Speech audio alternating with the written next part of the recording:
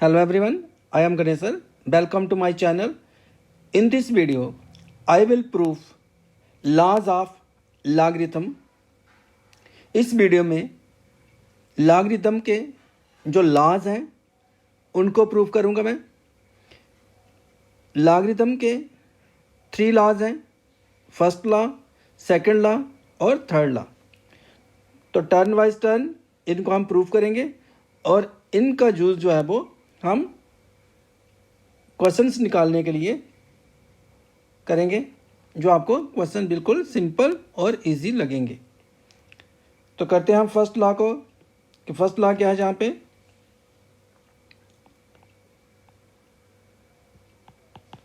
First law क्या है हमारे पास, लॉगरिथम का जो फर्स्ट लॉ है, log of M N to the base a कोई भी बेस हो सकता है, यहाँ पे 10 हो सकता है। Log m n means product of 2 numbers, कोई भी 2 नंबर्स हों उनकी प्रोडक्ट हो, तो log of M n is equal to log m plus log n. और बेस क्या रहेगा इनका, ए बेस पे। अगर 10 बेस है तो 10 पे ही। तो इसको प्रूव करते हैं हम। लेट कर लेंगे, यहां से हम इसको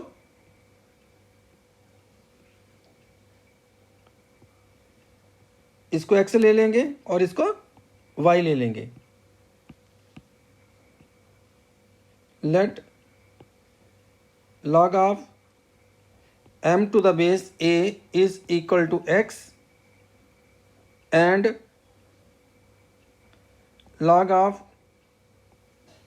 n to the base a is equal to y। हमने क्या किया, यहाँ पे जो log m है इसको किसके इक्वल कर लिया, x के, टू द बेस जो है a पे रहा। और log ऑफ n जो है टू द बेस a, इसको किसके इक्वल कर लिया हमने, y के equal.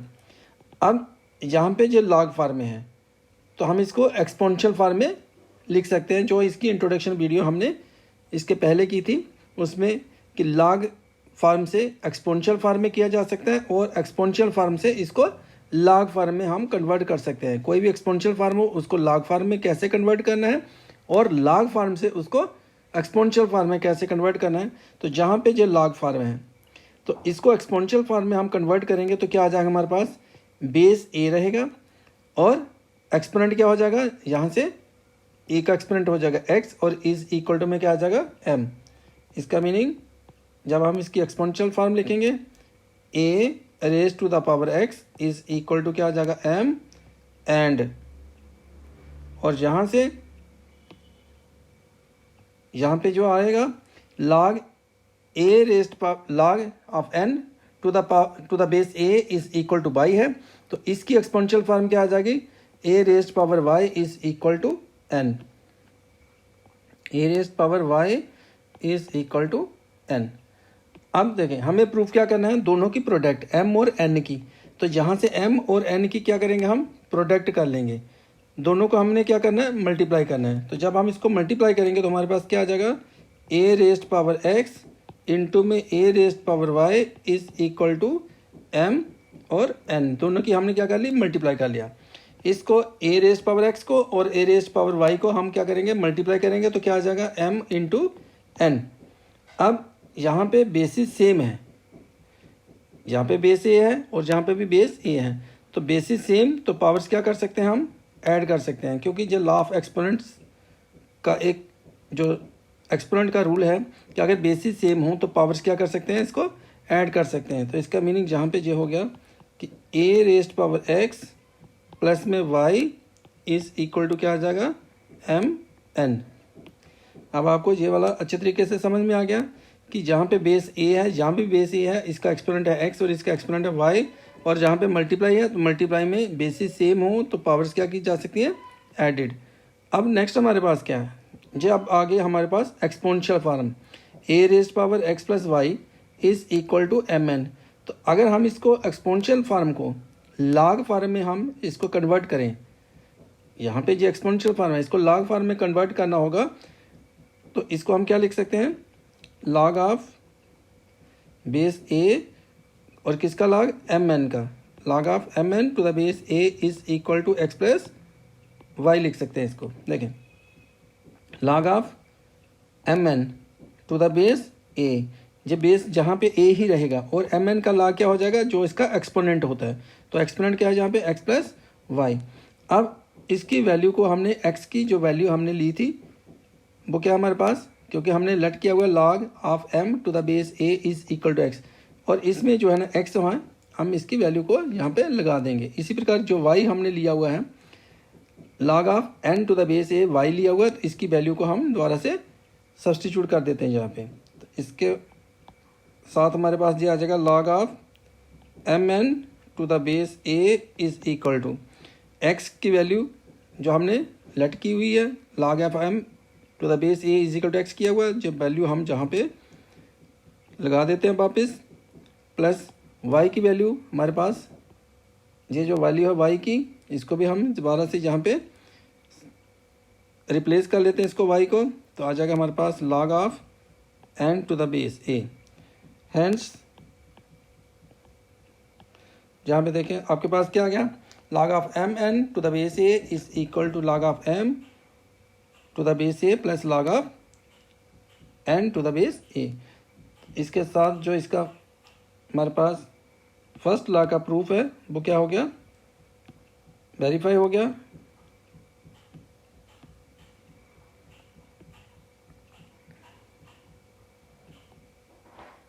Hence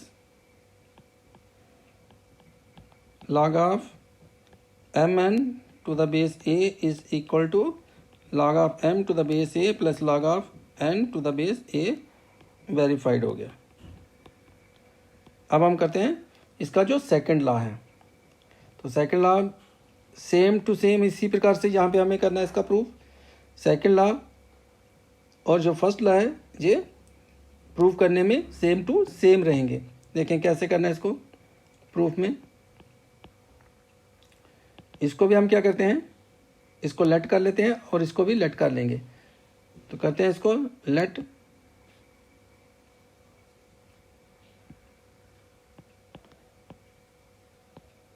log of m to the base a is equal to x and log of n to the base a is equal to y।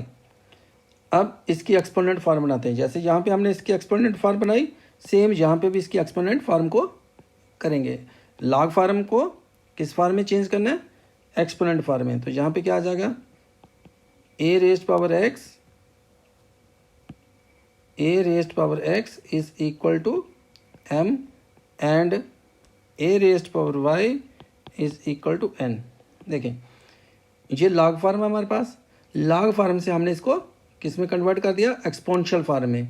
तो exponential form इसकी क्या बन गई, a raised power x is equal to में क्या हो गया m, और इसका क्या लिखा जा सकता है, a raised power y is equal to n। अब जहाँ पे हमें क्या करना है, डिवाइड चाहिए। इधर क्या चाहिए था हमें, मल्टीप्लाई में m और n की, तो इसलिए हमने यहाँ पे मल्टीप्लाई किया। इधर हमें चाहिए m और डिवाइड में n, तो इसको m को किससे डिवाइड करना है हमने, n से।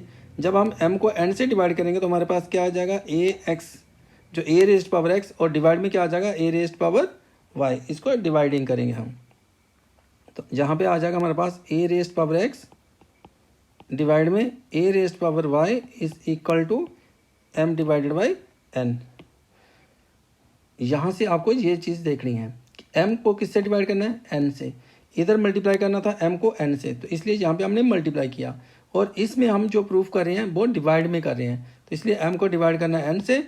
तो a रेज्ड पावर x को डिवाइड किससे हो जाएगा, a रेज्ड पावर y से। अब डिवाइड में बेसिस सेम हो, यहाँ पे बेस a है, यहाँ पे भी बेस a है, पावर्स डिफरेंट है, तो इन डिवीज़न में बेसिस सेम हो तो पावर्स को क्या किया जाता है, सब्ट्रैक्ट। तो यहाँ पे क्या आ जाएगा फिर, a raised power x minus में y is equal to m divided by n। आप इसको लिख भी सकते हैं, क्योंकि बेस जब a divide by m, a raised power m divided by a raised power n होगा, तो आप इसको लिख सकते हैं बेस a जो है a raised power m minus n। ये लॉ ऑफ एक्सपोनेंट है हमारे पास।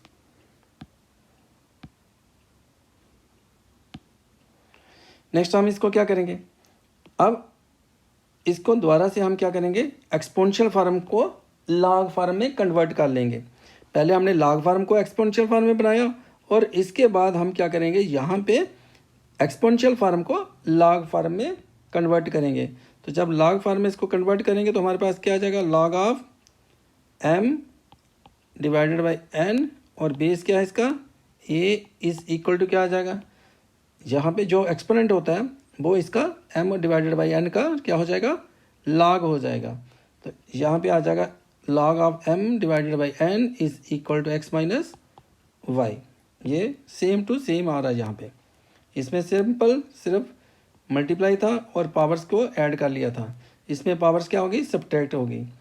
नेक्स्ट जब हमने इसको एक्सपोनेंशियल फॉर्म में लॉग फॉर्म में कन्वर्ट किया तो हमारे पास आ गया log of M n is equal to x plus y, और इधर क्या आ गया, log of m divided by n is equal to, यहाँ पे प्लस की साइन की जगह पे माइनस का साइन आ गया। अब दोबारा से हम जैसे हमने यहाँ पे x की वैल्यू को लगाया और y की वैल्यू को वापस लगा लिया, इसी प्रकार यहाँ पे भी हम x की वैल्यू को, ये वाली जो वैल्यू है x किसके इक्वल है, log ऑफ, तो हम इसकी वैल्यू को अब x की वैल्यू जो है और जो y की वैल्यू है यहाँ पे log of m to the base a is equal to x है, इसको हम यहाँ पे दोबारा से यूज़ कर लेंगे और y को रिप्लेस कर देंगे log of n to the base a।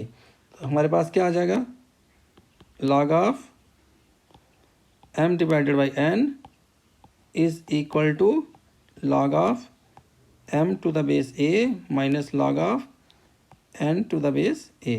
Hence ये क्या हो गया, वेरीफाइड हो गया कि हमने इसको वेरीफाई कर लिया। तो ये हमारे पास क्या आ गया, इसका सेकंड लॉ। अब हम करते हैं इसको थर्ड लॉ को। तो थर्ड लॉ हमारे पास क्या है, log of m raised power n, कि जब भी हमारे पास कोई दो नंबर हैं और एक नंबर की पावर रेज्ड हो रही है तो उसको हम क्या लिख सकते हैं, इज इक्वल टू, ये जो एक्सपोनेंट है इसको हम पहले लिख लेंगे n log ऑफ m, इसको हमने करना है यहाँ पे, इसको प्रूफ करना है। तो करते हैं यहाँ पे प्रूफ, इसमें भी हम यही करेंगे, लेट कर लेंगे जैसे पहले हमने किया, let log of m to the base a is equal to x। हमने इसको क्या कर लिया, log of m to the base a क्या कर लिया हमने, x। अब log फॉर्म से इसको किस फॉर्म में ले आएंगे, एक्सपोनेंट फॉर्म में। तो जब इसको एक्सपोनेंट फॉर्म में लाएंगे तो हमारे पास क्या आ जाएगा, a raised power x is equal to m आ गया। अब क्योंकि जहाँ पे तो सिर्फ m ही था, n तो पहले आ गया। अब हम क्या करें, ये पावर बनाने के लिए, m रेज्ड पावर n बनाने के लिए हम क्या करेंगे, यहाँ पे n पावर जो है वो बोथ साइड्स ले लेंगे, टेकिंग n पावर, इसका भी n पावर लगा देंगे और इसको भी क्या कर देंगे, n की पावर यहाँ पे लगा देंगे। Implies a raised power x और होल पावर इसकी क्या कर लेंगे, n is equal to m की पावर क्या कर लिया हमने, n। जब भी हमारे पास कोई इक्वलिटी होती है, इक्वलिटी का साइन होगा, अगर हम इधर जैसे स्केयरिंग करते हैं, हमारे पास suppose x is equal to 2 होता है, तो अगर हम इधर स्केयरिंग करते हैं तो बोथ साइड स्केयरिंग करनी पड़ती है। अगर क्यूब करते हैं तो बोथ साइड्स क्यूब करना पड़ता है। तो अगर हम x की पावर n लगाना चाहते हैं, सपोज x इज इक्वल 2 है, तो अगर हम x की पावर n यूज़ करते हैं तो इधर भी क्या करना पड़ेगा, 2 की पावर n।